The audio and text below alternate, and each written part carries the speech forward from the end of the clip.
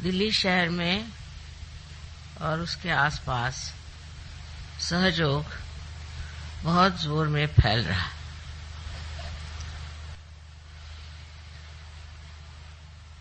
ये एक बड़ी आश्चर्य की बात है कि दिल्ली शहर राजधानी है और यहाँ अधिकतर लोग सत्ता लोलुप हैं।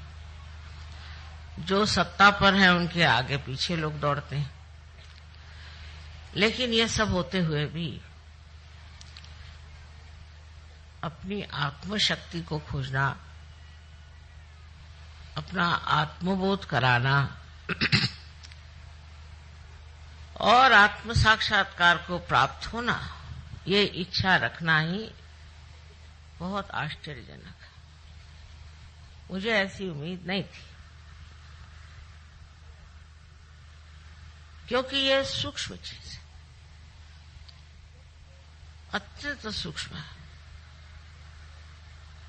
ऊपरी तरह से हम हर चीज को बहुत मानते हैं।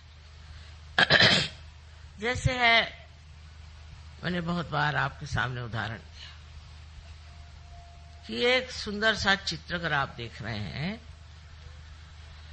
और उस चित्र में बरसात हो रही है, बहुत सुंदर फूल हैं, पक्षी उड़ रहे हैं और आप चित्र को देख के बहुत खुश हो रहे हैं। लेकिन उस चित्र की जो अनुभूति है वो आप में नहीं, इसलिए उसकी अनुभूति लेने की आवश्यकता है। और अनुभूति लेने के लिए एक बहुत सूक्ष्म विचार चाहिए।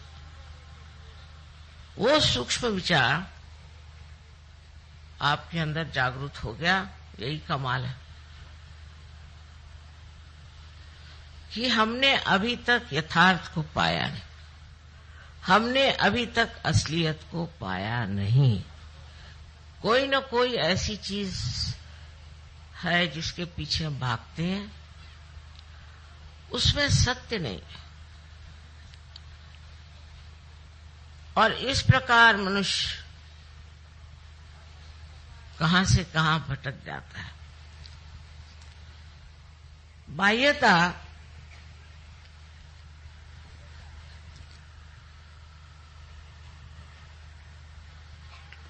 धर्म के अवलंबन में मनुष्य भागता है। मेरा ये धर्म है, मैं बड़ा ऊंचा हूं। दूसरा कहेगा मेरा धर्म है, मैं बड़ा ऊंचा। तीसरा कहेगा मेरा ये धर्म है, मैं बड़ा ऊंचा। और बहुत से ऐसे भी हैं जो कहते हैं कि जो हमको मिलना है हम ही पालेंगे, हम क्यों सहयोग करें, हम खुद ही से पालेंगे। इस प्रकार दो तरह के लोग देखे गए। एक तो जो अपने अहंभाव में खो गए और दूसरे जो हैं वो शरणागत होकर गलत चीजों में घुस गए। ये दोनों तरह की व्यक्तियां सूक्ष्मता में नहीं उतर सकते।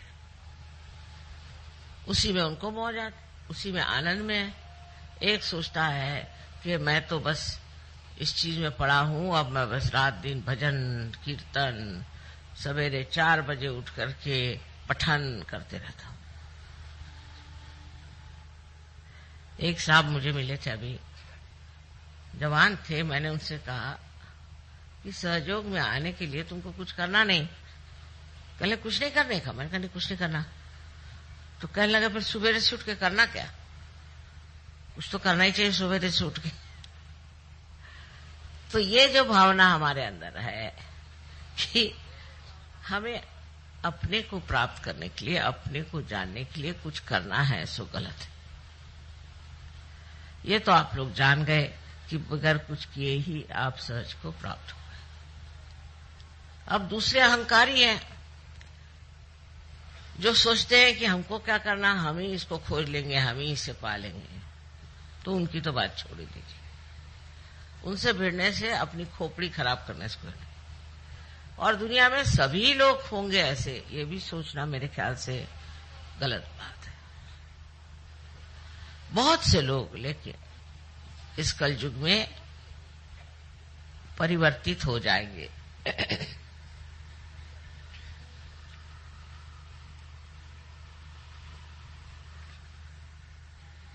क्योंकि ये परिवर्तन का समय, इस समय में परिवर्तन होगा ही, आप चाहें या न चाहें। किंतु चाहने पे इस परिवर्तन की जो सूक्ष्मता है उसे आप पकड़ लेंगे।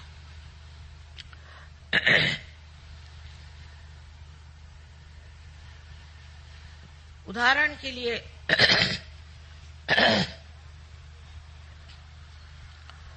मैं कहूंगी कि रशिया देश, जो कि भगवान के बारे में कुछ नहीं जानता था, जिसने परमात्मा का नाम भी नहीं सुना था और ना उनको परमात्मा की बात करने की इजाजत थी, न ही कोई वो धर्म की बात जानते थे,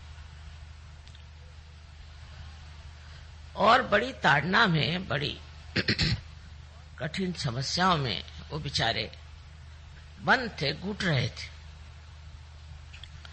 उस घुटन में उनमें कौन सी ऐसी बात हो गई जो वो सहज में उतर गए? किस बात के कारण ये लोग एकदम से सहज में आ गए?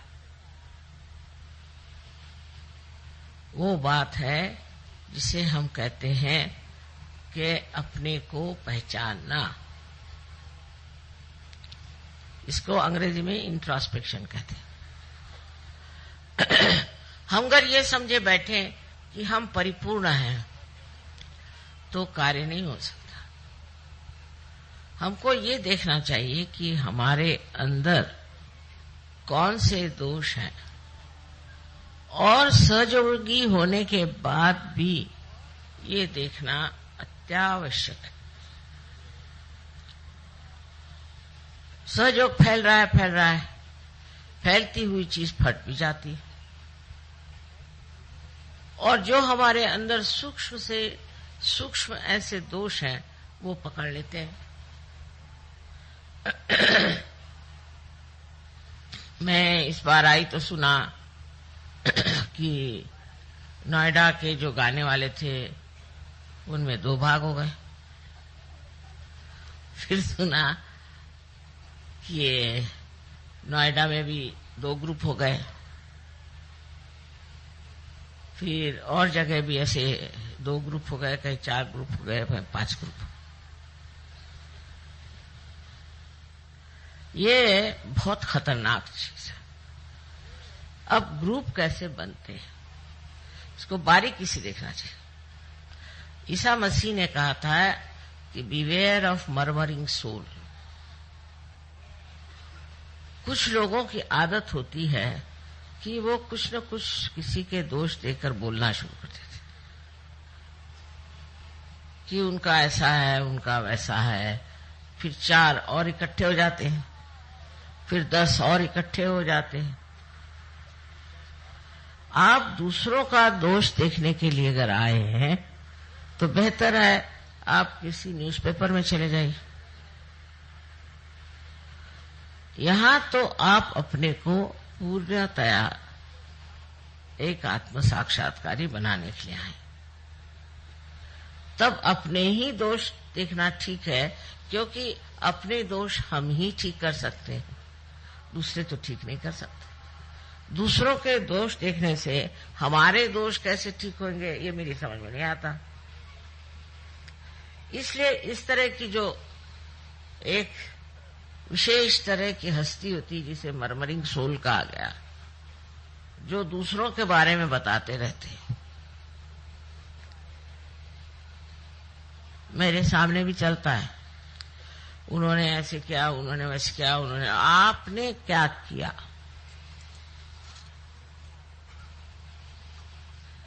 ऐसे चक्कर चल पड़ते हैं। इसलिए जब सहयोग बढ़ता है तो उसके साथ ये भी देखना चाहिए कि वो तितर बितर न हो जाए, उसकी घनिष्ठता बढ़ती रहे। हमारे अंदर एक और बड़ी विशेषता है कि सहयोग का जो नाटक है उसमें लोग सोचते हैं कि लीडर माने हम लीडर हैं, वो लीडर है, वो लीडर। एक मजाक है। लीडर वीडर है क्या? कुछ नहीं।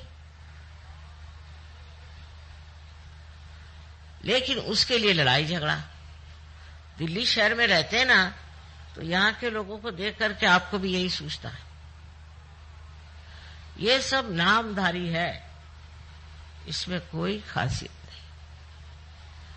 मेरे कान पर बहुत सी बातें आई जिससे बड़ा दुख हुआ कि ऐसे बेकार चीजों में लोग अपना समय बर्बाद कर रहे हैं। जिस तरह से रशिया में हुआ है वैसा होना शायद यहाँ संभव न हो, क्योंकि हम लोग अमन चैन से हैं, सब कुछ ठीक ठाक है, ऐसा कोई दबाव हमारे ऊपर नहीं। तो जिनके पास कोई काम धंधा नहीं है वो ऐसे ही धंधे करते बैठते हैं, इधर से उधर बात लगा, उधर से उधर बात लगा।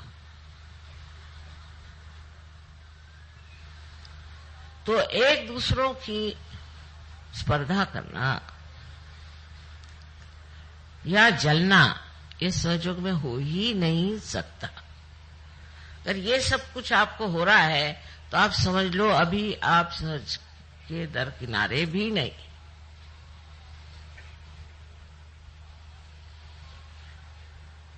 अपनी ओर नजर करके देखिए कि आप क्या क्या गंदगी इकट्ठी किए हुए हैं, जिनकी सफाई होना नितांत आवश्यक। अपना देश तो मशहूर है कि हम लोग बहुत झगड़ियालू हैं, आपस में झगड़ते ही रहते हैं, कभी एक दूसरे से पटती नहीं। और हम तो कहते हैं ये प्रेम की महान शक्ति है। इस महान शक्ति में भी अगर यही कार्य हो रहा होगा तो आप में सूक्ष्मता कैसी आएगी और आप उस परमानंद का अनुभव कैसे लेंगे, मेरी समझ नहीं आ रही। तो ऐसे अगर कोई बड़बड़ाने लग जाए तो उससे कहना चुप रहिए, हमें सुनना नहीं है।